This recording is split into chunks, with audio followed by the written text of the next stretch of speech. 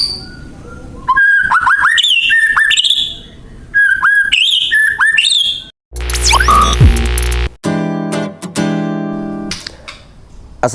warahmatullahi wabarakatuh. Selamat datang di Umpama Kicau, channel yang konsisten membahas tentang rawatan murai batu dan informasi tentang dunia burung. Pentingnya sebuah nutrisi untuk burung masa pertumbuhan. Saya akan tunjukkan sebuah bukti kepada teman-teman. Ini adalah bukti dari pentingnya kita berikan nutrisi yang lengkap dan berimbang kepada burung rawatan kita. Ini kan burung umurnya sekitar 6 bulan jalan, teman-teman ya. Burung yang dihibahkan ke saya dari Mas Yanto ya. Terima kasih untuk Mas Yanto yang udah berikan burung ini ya.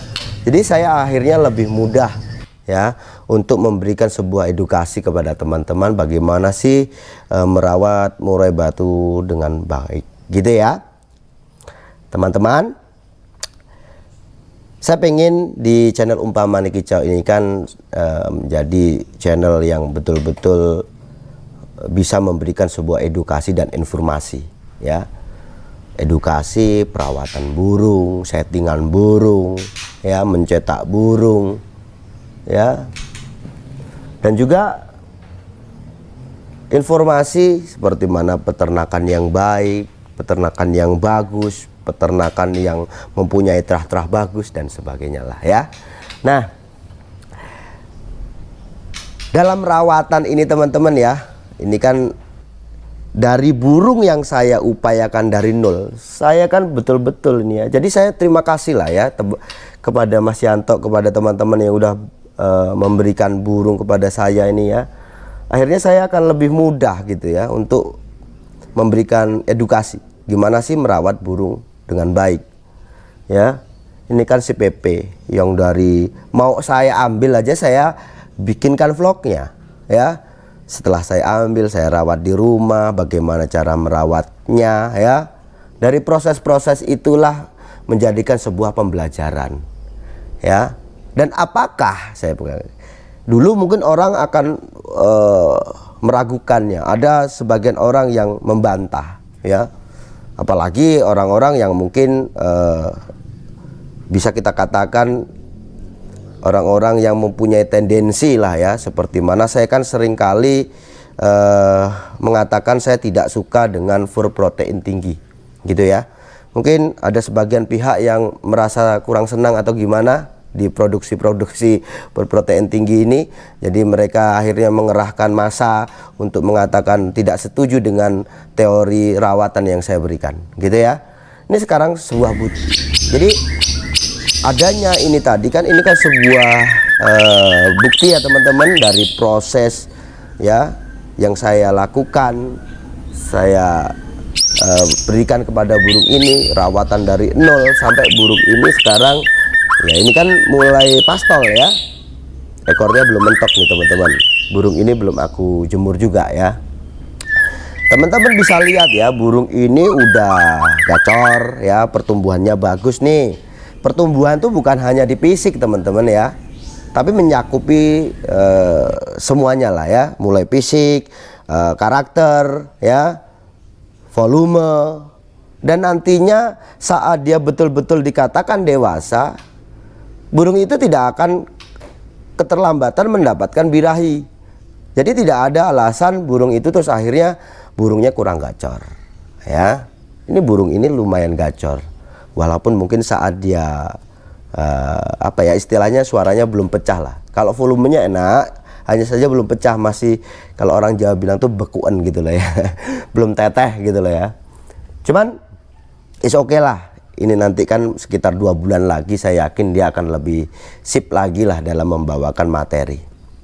Oke teman-teman ya, sedikit gambaran ya, karena memang harus diakui di channel Umpama Kicau ini kan terus bertambah jumlah subscribe-nya, viewernya, dan pasti ini kan banyak teman-teman yang baru masuk nih, yang mungkin kesulitan untuk mencari video-video saya yang dulu ya, atau teman-teman ini tidak sabar pengennya melihat sesuatu yang baru gitu ya. Oke, jadi saya kasih gambaran aja gimana sih saya mengelola burung ini dari mulai throttle ya teman-teman ya. Mungkin kalau yang teman-teman yang lama udah paham lah ya, saya biasa kasih apa pada burung saya. Jadi harian untuk burung ini, untuk throttle itu rawatan itu tidak banyak ya. Untuk throttle-nya saya full teman-teman ya, full krodong tuh burung. Untuk masalah penjemuran dan mandi itu sangat jarang saya berikan. Hanya saja saya tetap membersihkan kotorannya ya. Karena itu apa ya teman-teman ya, supaya burung itu tetap dalam sehat ya. Walaupun kita berikan makanan yang bagus, kalau dia itu kotor juga ya nantinya dia mudah sakit ya. Jadi itu sesuatunya tidak akan efektif nantinya. Walaupun kita penuhi nutrisinya, tapi burung itu sangkarnya kotor, itu juga nanti malah nggak bagus karena akan menimbulkan penyakit. Jadi walaupun saya tidak mandikan dan tidak jemur untuk setiap harinya ya teman-teman ya, karena saya nggak banyak rawatan itu tadi ya, saya tetap bersihkan tempat kotorannya, itu saya bersihkan gitu ya. Jadi burung untuk masalah mandi dan penjemuran itu saya tidak berikan setiap hari. Biasanya saya acak, sewaktu saya senggang aja saya akan mandikan dia dan jemur burung itu. Saya fokuskan untuk burung ini untuk menerima masteran-masteran ya. Saya tempel masteran, dia harus belajar di situ, belajar untuk menyerap masteran. Kalau kita banyak rawatan, malah cenderung nanti dia tidak fokus dengan masterannya ya. Nah, karena saya paham ini burung masa pertumbuhan, maka yang saya perhatikan betul adalah upaya untuk dia tumbuh, yaitu melengkapi ya, memberikan kelengkapan nutrisi nih teman-teman. Teman-teman, karena saya itu paling suka dengan kroto sebenarnya. Hanya saja inilah saya. Sebenarnya saya tidak sulit ya, sewaktu di Jawa itu saya untuk dapatkan kroto itu tidak sulit. Hanya saja karena saya sifatnya pengen memberikan sebuah ilmu pengetahuan. Ingat teman-teman ya, pengetahuan adalah kekuatan. Dengan ilmu pengetahuan ini kita akan mudah untuk melakukan banyak hal gitu ya. Nah, saya berikan tips ya, dan saya sendiri juga membuat itu untuk saya berikan juga kepada burung saya. Tapi ingat teman-teman ya, saya lakukan itu untuk memberikan sebuah edukasi kepada teman-teman. Padahal sebenarnya saya juga nggak perlu repot-repot lah ya, di kroto itu juga bisa. Hanya saja waktu itu kan saya mengatakan bahwa ini adalah sebuah solusi untuk teman-temanku yang mungkin sulit untuk dapatkan kroto. Sulit dapatkan kroto karena mungkin di tempat perkotaan itu memang sulit ya dapatkan kroto yang bagus. Harganya mahal, dan kadang-kadang nih kalau kita telat ya, biasanya kalau di kios-kios itu kebanyakan udah habis. Kita biasanya rebutan dengan bukan hanya pemain burung tapi juga pemancing, itu kan juga banyak yang menggunakan kroto ya. Kroto itu kalau di kota besar seolah-olah jadi sesuatu yang istimewa gitu ya, sulit untuk kita dapat. Nah, begitu juga harganya mahal. Kalaupun kadang-kadang kita dapat, kadang-kadang itu teman-teman ya, kiriman dari daerah ya, mungkin untuk fresh atau tidaknya itu perlu dipertanyakan juga gitu ya. Karena walaupun kita berikan kroto, tapi kalau kroto itu tidak fresh juga nanti akhirnya jadi masalah. Karena tentu saja kalau dia sudah basi, itu kan sudah banyak bakteri teman-teman, nanti jadinya malah bermasalah gitu ya. Maka saya berikan solusi dengan menggunakan sosis. Kita buat sosis itu ya, ingat sosis yang kita buat itu teman-teman ya, kandungannya kan ada telur ya, ada fur ya, ada madu, ada minyak ikan. Tentu saja ini teman-teman ya suatu bentuk nutrisi yang sangat bagus untuk burung. Apakah ini hanya omdo gitu ya, omong doang gitu ya? Ini buktinya teman-teman ya, ini buktinya. Ini PP ini kan dari awal ya sampai dia mulai saya tidak berikan sosis lagi ke burung ini mungkin setelah Lebaran itu ya. Masih sekali lah saya bikinkan sosis itu, masih sekali ya.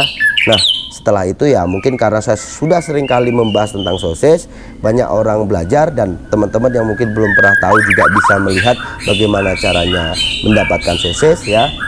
Ya untuk hari ini karena ini burung juga sudah mulai enaknya ngomong tuh, sudah beranjak ke dewasa ya, udah mulai pastel, saya mulai kenalkan dia dengan settingan, maka saya sekarang sering gunakan kroto untuk burung saya ini teman-teman, gitu ya. Nah itu tadi teman-teman ya, ini adalah sebuah bukti ya, apa yang saya berikan, rawatan, tips-tips rawatan yang sudah saya berikan, ini adalah buktinya. Jadi burung itu pertumbuhannya bagus, teman-teman bisa lihat sendiri dari fisiknya. Burung ini kan enak dilihat ya, bulunya besar-besar, dia tebal, dia mengkilat, tidak pecah-pecah ya teman-teman ya. Terus di karakter burung ini enak ya. Burung ini termasuk apa ya, sensitivitasnya bagus. Ini kalau ada burung ketrek di sekitar gitu aja ya teman-teman, dia marah-marah. Apalagi untuk burung-burung baru.